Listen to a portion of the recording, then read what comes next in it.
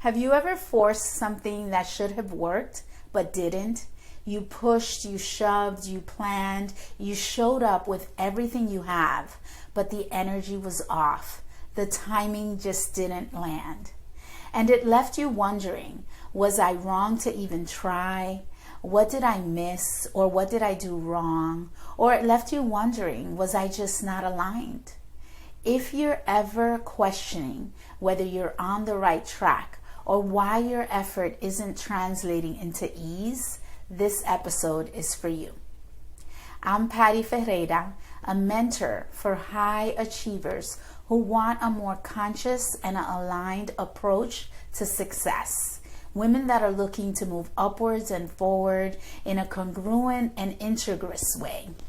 And this is Awakened and Rising, where we merge spiritual law, emotional intelligence, and high-level leadership to help you rise into your most powerful, aligned, and fulfilled self. If this sounds exactly like what you need in your life right now, go ahead and hit the subscribe button so we can stay in touch. Today we're exploring the law of inspired action and how it works hand in hand with divine timing. This is one of the most misunderstood universal laws because most of us were taught that success comes from pushing, it comes from doership, it comes from taking action, right? It's from strategizing, from staying busy and in motion. But the law of inspired action says something very different. It says that alignment creates momentum. Alignment creates momentum. That action taken from an aligned place, from joy rather than fear or urgency, leads to results that feel satisfying, sustainable, and soul aligned. This law asks, are you moving because you feel called, or are you moving because you're afraid to be still? Let's talk about how this shows up in our real world, in our real life. For example, you can launch an offer, hit all the KPIs, write the perfect emails, but your energy isn't aligned. If your nervous system is in scarcity mode, if your soul is whispering, not yet, or imposter syndrome, you're feeling resistance. And so will the people on the other side. They will feel things are being forced, or that there's a hard sale, or they'll start to feel that suspicion when someone is trying too hard. On the flip side, have you ever acted on an intuitive nudge that made no logical sense, but it ended up unlocking a wild breakthrough, unlocking things like an inspired piece of literature that came from nowhere, or that decision to start a program and you just started to create it spontaneously, or a group with no idea of how and yet trusting that it will come together. This is what inspired action looks like. That's what it looks like when you follow what gives you joy, what feels exciting, and when you follow what feels aligned. And here's the thing, inspired action isn't about waiting for some divine voice from the heavens. Inspired action is not just for the things that are of big consequence in your life.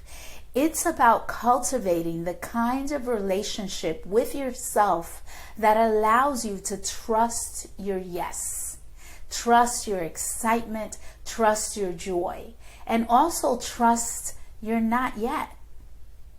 It's about surrendering to divine timing, not as an excuse to delay or procrastinate, but as a way of partnering with the natural flow of energy.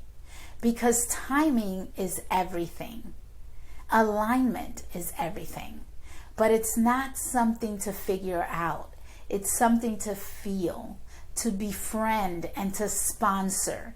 Inspiration is your internal navigation system, and it's something to honor. Here's how to work with the law in your own life and to really start to get closer to it and bring it into how you create. So the first step is get still. If you're always in motion, you'll confuse movement with momentum.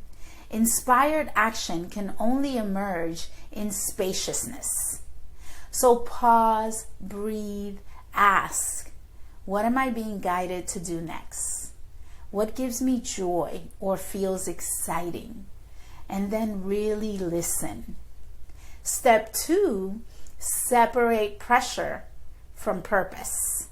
If you're moving because you feel behind, ashamed, guilty, or afraid, that's not inspiration. That's programming. Inspired action feels resonant. Even if it's scary, it still feels clear, expansive. It feels like a full body yes. And step 3, honor the timing. You don't need to rush to your breakthrough. You need to align with it. You need to come into the vicinity of it. Sometimes that means trusting the delay.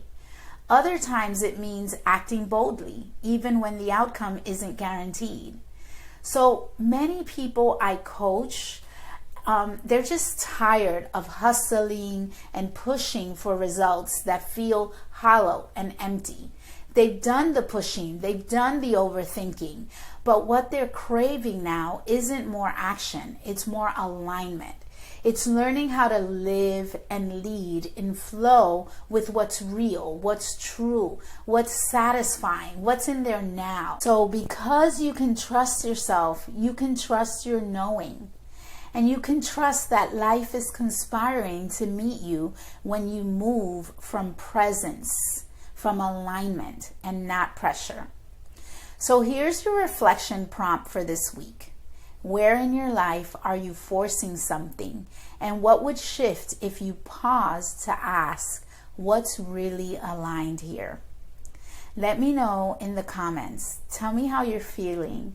I want to hear where you're reclaiming your rhythm, your true yes. And if this episode spoke to something inside you, make sure to subscribe. Join us. Next week, we're talking about the law of polarity and how your bad days might be pointing you straight toward your breakthrough, your clearest moment. Remember, you don't have to force. You don't have to rush. You just have to listen. And when the moment comes, move. Follow the momentum. That's the magic of inspired action. See you next time. Mwah.